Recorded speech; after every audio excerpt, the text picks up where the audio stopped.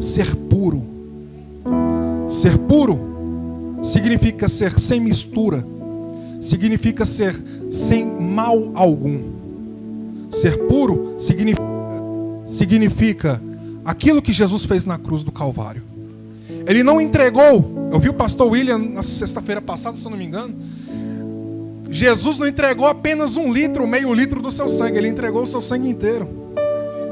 Se Jesus entregou o seu sangue inteiro, eu estou purificado por inteiro também. Você também está? Jesus nos purifica por inteiro. Por quê? João capítulo 14, versículo 1, Jesus falou assim: eu sou a verdade, o caminho e a vida. Então nós estamos puros, nós estamos no caminho, que é a nossa vida, e o caminho que está em nós é Jesus Cristo. Então estamos juntos e conectados com Ele, e Ele com nós. O apóstolo Paulo falou que não sabeis vós que sois o templo de Deus e que Deus habita em vós? E nós, como cristãos pentecostais, acreditamos na Santíssima Trindade, que Jesus é o Espírito, o Espírito é o Pai, e assim vice-versa. Todos são um. Então Ele, os três estão em nós. Ele e os três estão aqui nessa noite. E o interessante é que a gente vai observar algumas lições na Bíblia. E o Salmos 1, a Bíblia nos diz, nos primeiros 2 versículos, deixa 4 lições. 4 lições essas: não andar segundo o conselho dos ímpios. Segunda lição: não se deter no caminho dos pecadores. Terceira lição: não se assentar na roda dos escarnecedores. E a 4ª lição é ter prazer na lei do Senhor e meditar nela. Não tenho que ter só apenas prazer, não tenho que alegria estar na casa do Senhor. Vale a pena ter mais um dia na casa do Senhor do que 1000 fora. Não é apenas isso, é meditar também nela, é chorar ao ler a palavra do Senhor, é ter sensibilidade de espírito. Dentro, irmãos, de algumas lições que a palavra nos deixa, Ele vai responder: observando conforme a tua palavra.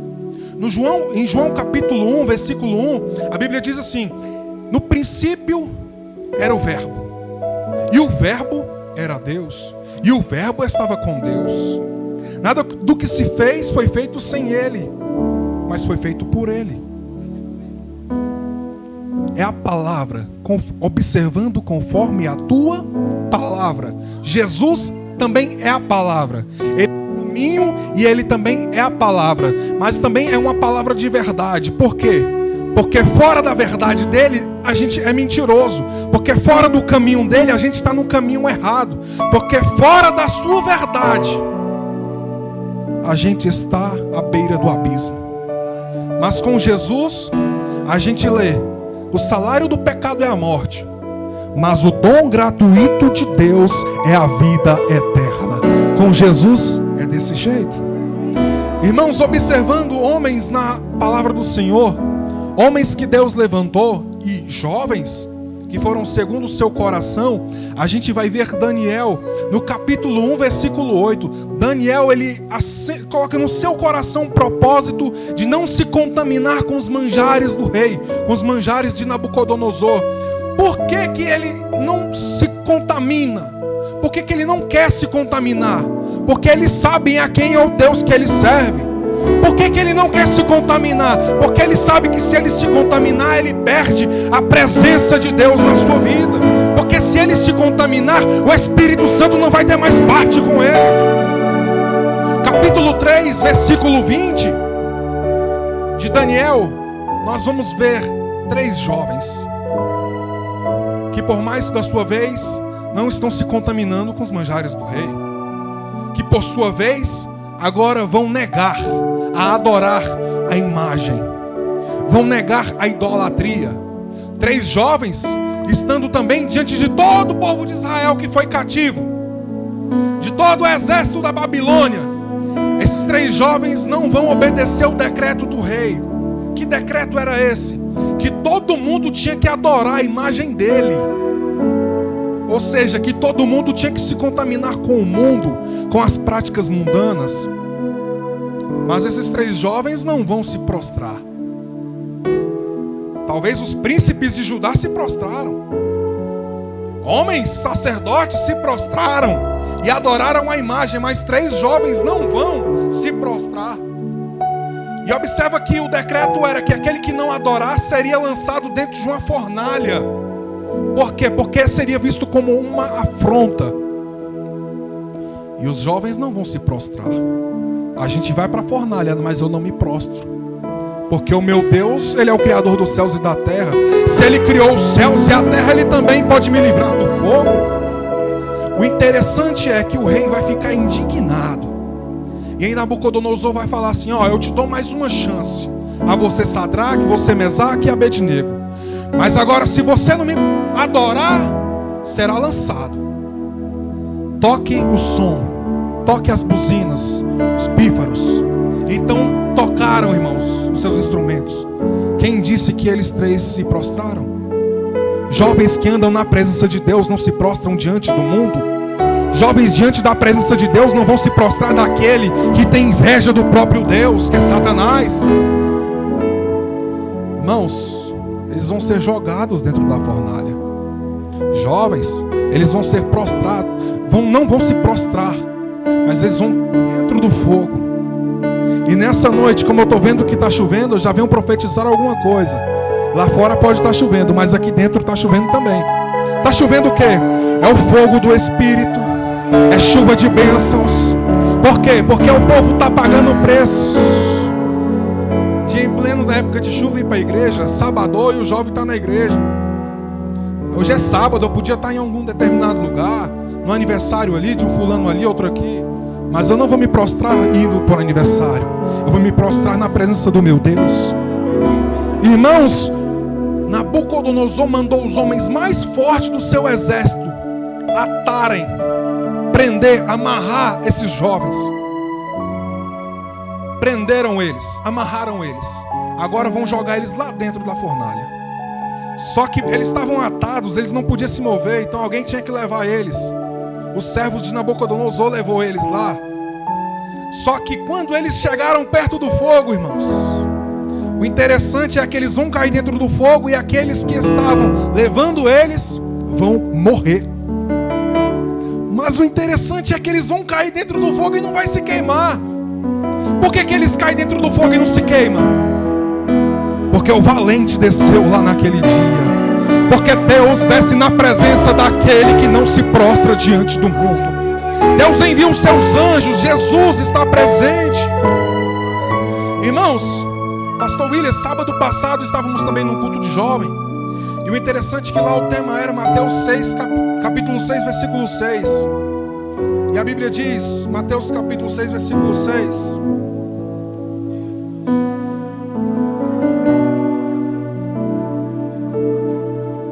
Diz assim a palavra do Senhor: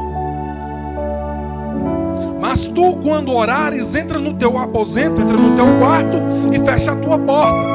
Ora a teu Pai que vê o que está oculto.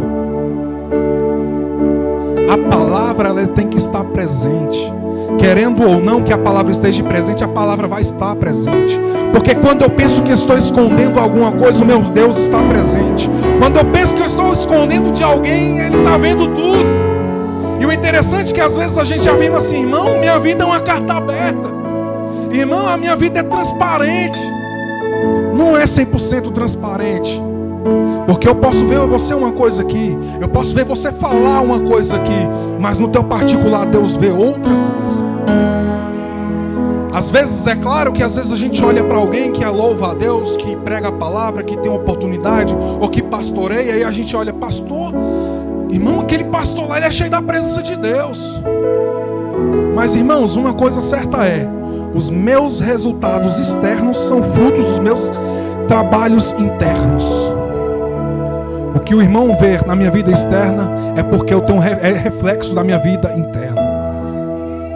E a gente vai observar um jovem, segundo o coração de Deus. A gente vai ver Davi.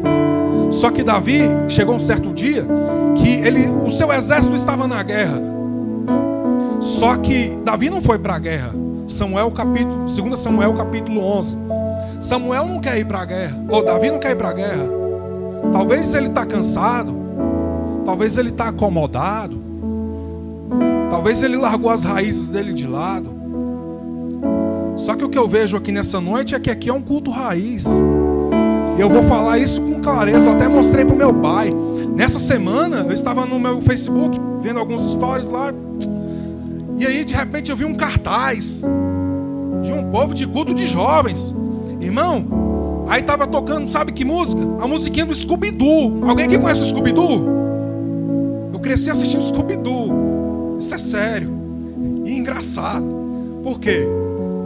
Diz assim: culto de jovens, máquina de mistérios,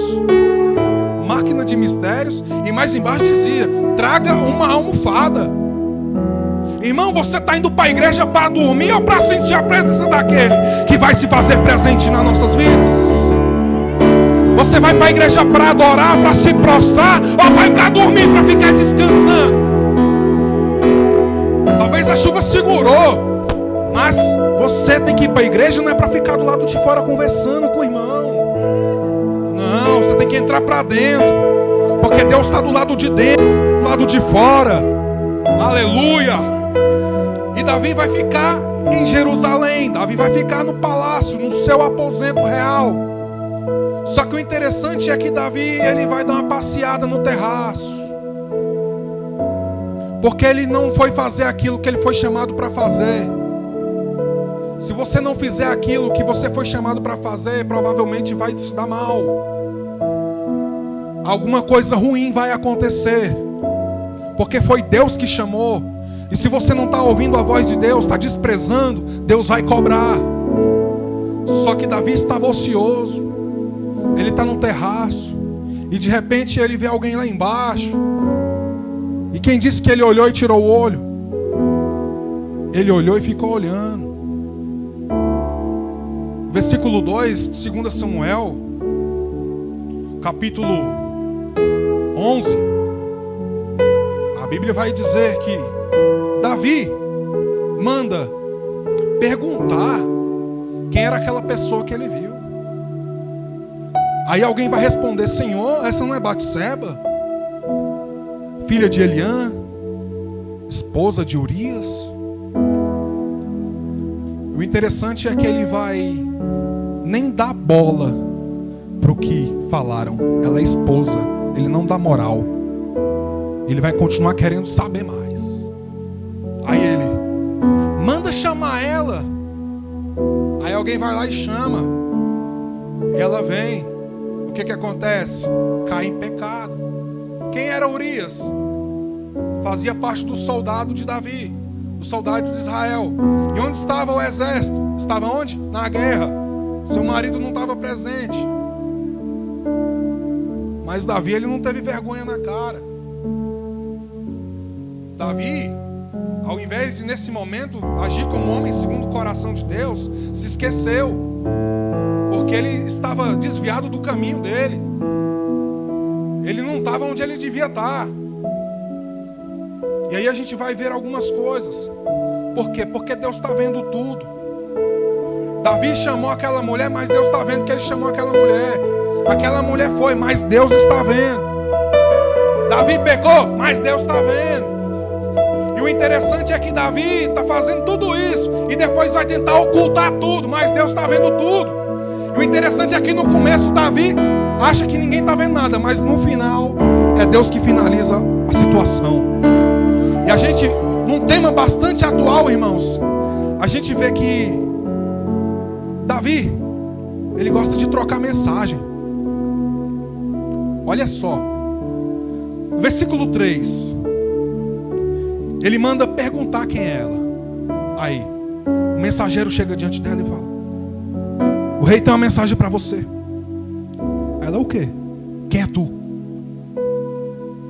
Segunda mensagem, versículo 4, ele manda a ela.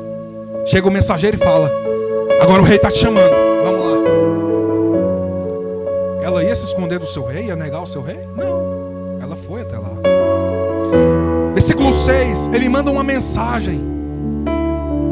Para quem? Através de Urias para para Joabe. Por quê? Porque já sabia que ela estava grávida. Davi tentou encobrir o seu pecado chamando Urias para poder, e tentou até embebedou ele para que ele fosse se deitar com a sua esposa, mas Urias era fiel ao rei. Então não vou para minha casa não. Se o exército está lá no campo de batalha, meus irmãos estão na tenda lutando contra o inimigo, eu vou ficar aqui deitando? Vou ficar aqui dormindo? Eu vou deitar com a minha esposa? Eu vou descansar? Não, eu fui chamado para a batalha, então eu vou para a batalha. E o interessante é que no versículo 14 agora ele vai mandar a carta para Joabe, tentando consolar Joabe. Irmãos, e não é diferente nos nossos dias. Jovens, mensagens pelo direct, mensagens pelo Messenger, WhatsApp. Isso pode dar ruim. Isso pode complicar nossa situação. Isso pode nos tirar da vida eterna. Isso pode acabar custando caro. Isso pode nos fazer menosprezar o sangue derramado na cruz do Calvário.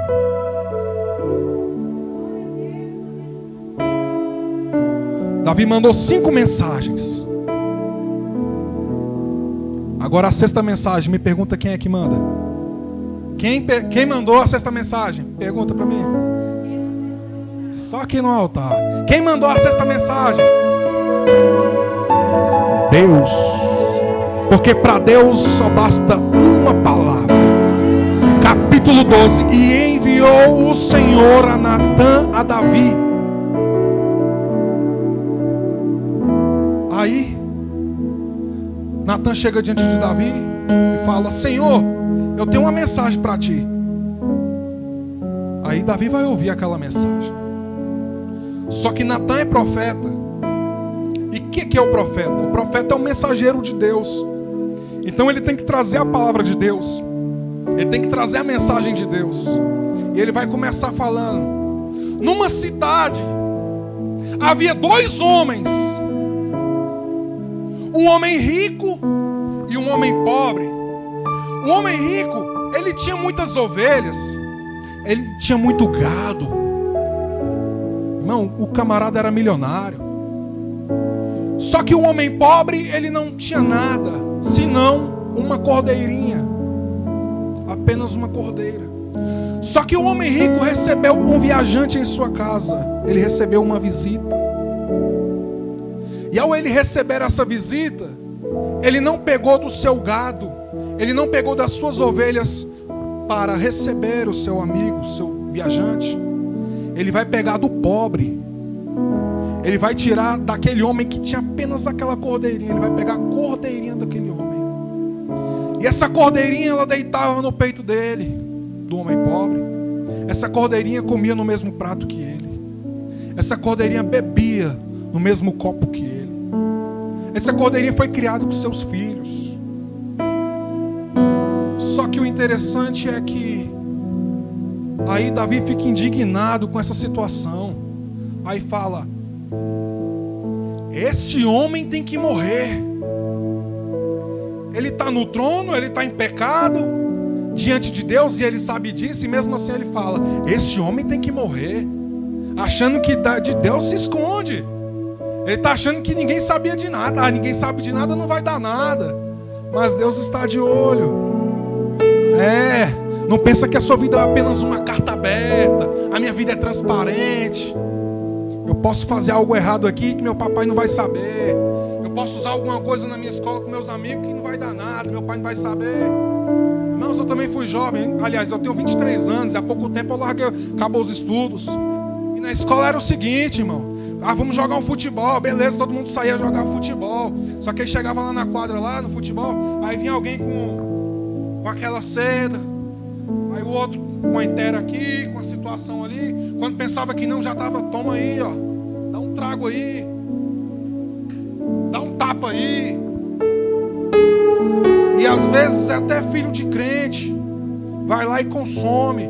E quando pensa que não, no domingo está na igreja cantando. Deus está vendo. Só que o interessante não é agora, é daqui a pouco. Aí Deus vai falar assim: Eu te ungi rei sobre Israel. Eu te livrei das mãos de Saul. Eu te dei a casa do teu Senhor. Te dei a casa de Israel e de Judá. Agora, o interessante é, Deus vai dizer: se isso fosse pouco, me pediria que eu te daria mais. Mas não precisava cair em pecado, não precisava cair em miséria. Pede que eu te dou. É me pedir, Davi. Você é segundo o meu coração. Irmãos, Deus vai confrontar e Davi vai se prostrar diante dessa revelação. Ele vai se arrepender. E quando ele se arrepende, ele ora a Deus, ele clama a Deus dizendo assim: tem misericórdia de mim, ó Deus. Apaga as minhas transgressões. Lava-me completamente da minha iniquidade e me purifica do meu pecado. Purifica-me com esopo e ficarei puro. Lava-me e ficarei mais alvo do que a neve. Faze-me ouvir júbilo e alegria. Senhor, Davi está pedindo perdão, porque ele reconhece a grandeza de Deus. E vai dizendo: esconde a tua face dos meus pecados. Ó Deus, apaga. Passa uma borracha nos meus pecados, nas minhas iniquidades. Nessa noite Deus traz perdão para a tua vida, querido. Cria em mim, ó Deus, um coração puro. Renova o meu espírito. Versículo 11: não me lances fora da tua presença e não retires de mim o teu espírito. Aleluia. Irmão, Deus pode tirar tudo, mas não retire o teu espírito. Irmãos, às vezes a gente está no caminho errado, mas de alguma forma, às vezes Deus sempre dá um jeito e coloca alguém para te avisar: não vai por aí não, não vai por aí não, não vai por aí. Se você for por aí vai dar ruim. Às vezes Deus usa alguém para te despertar. Às vezes Deus usa uma palavra no culto de ensino do pastor para te despertar. Às vezes Deus usa uma história de alguém no Facebook com uma palavra para poder te livrar desse caminho errado que você está seguindo. Depois vai ser tarde demais. Mas aí Natan vai dizer para Davi: Davi, Deus te perdoa. Observando conforme a tua palavra, Deus traz perdão para alguém aqui nessa noite. Escondi a tua palavra no meu coração. O Salmo 119 é anônimo.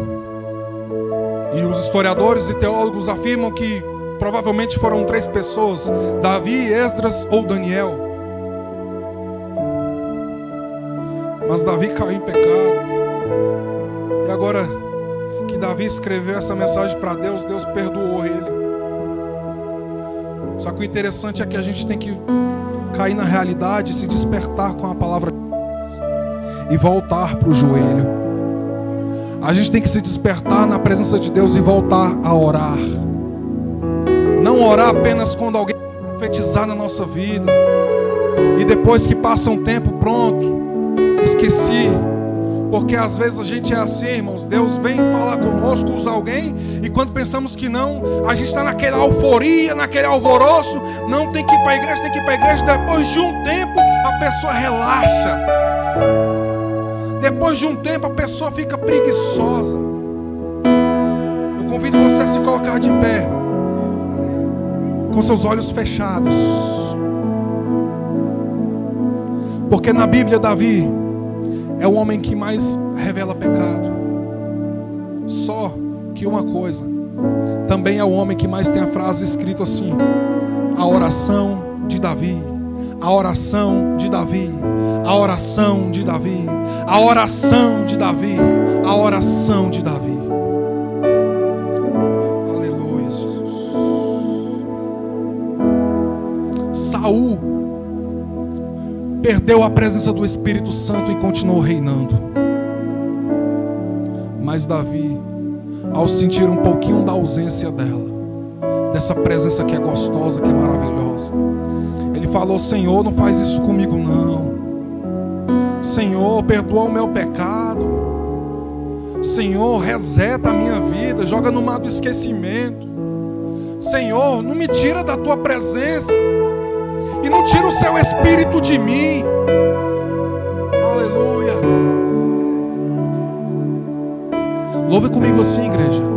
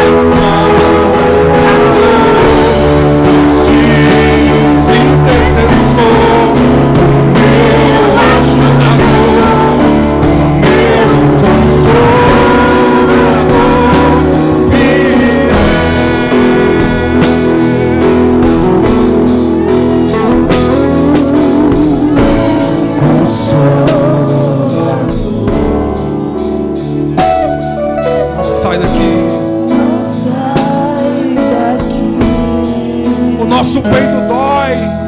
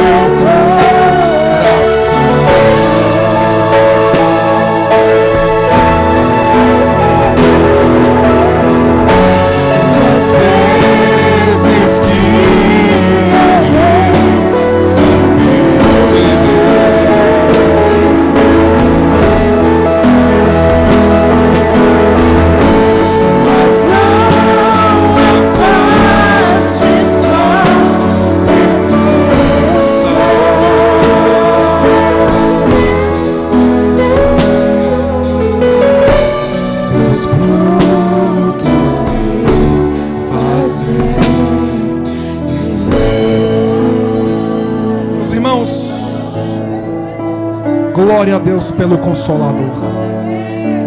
Glória a Deus pelo sacrifício de Jesus. Glória a Deus pelo sangue derramado na cruz do Calvário. Porque é o sangue de Jesus e o sacrifício vificário de Cristo que pode nos levar para o céu.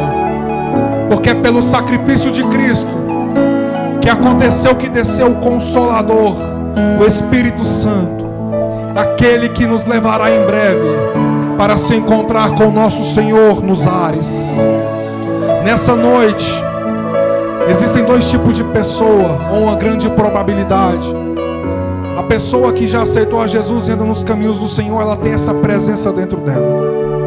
A pessoa que ainda não confessou Ele, ou por algum motivo se desviou da presença dEle, não pode manter dentro dele essa chama acesa. Apenas sente por alguns momentos. Mas nessa noite, Jesus libera o perdão para a vida daquele que está fora dos caminhos. Nessa noite, Ele está presente em nosso meio, querendo abraçar alguém aqui. Se tem alguém em nosso meio que ainda não é evangélico, ou que por algum motivo se desviou desse caminho, do caminho da verdade, que se desviou do caminho da vida eterna, que se desviou de Cristo Jesus, e deseja nessa noite fazer uma aliança com o Senhor, que deseja nessa noite voltar para os caminhos, que nessa noite está arrependido dos seus pecados e sabe que Deus perdoa todas as suas transgressões e iniquidades, eu quero te convidar a vir aqui na frente. A igreja vai fazer uma oração pela sua vida. Se tiver alguém em nosso meio que não é evangélico e quer aceitar a Jesus, quer receber o Consolador sendo definido na sua vida, eu te convido a vir aqui na frente. Tem mais um hino? Louvar. Vamos louvar mais um hino. Se até lá você se decidir, fique à vontade. Você está na casa do Deus que te criou. Aleluia.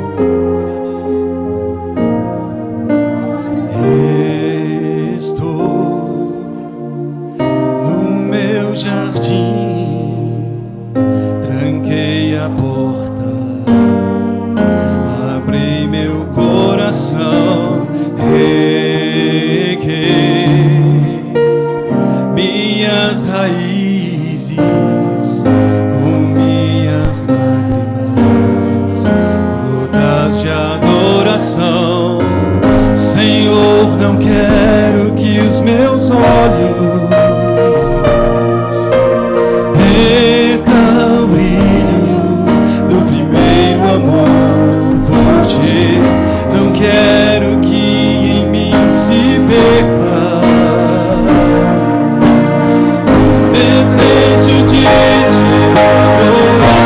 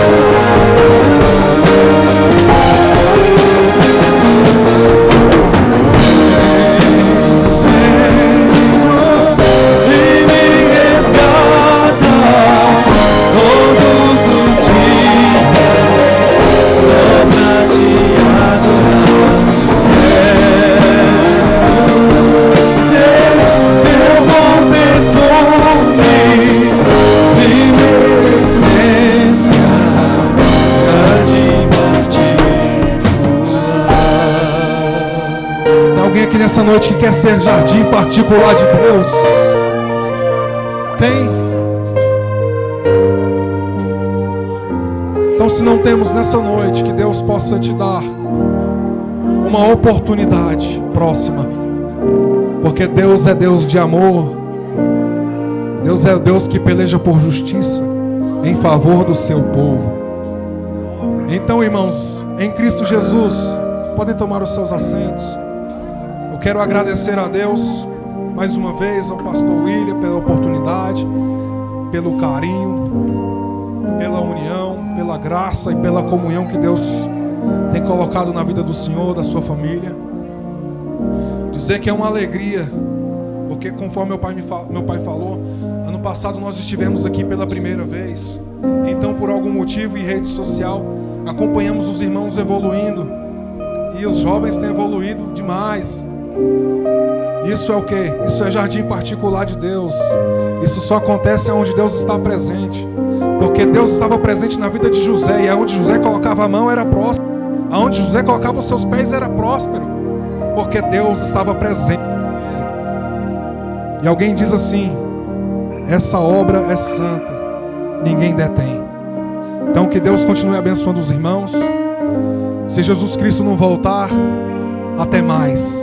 Que Deus abençoe os irmãos em nome de Jesus.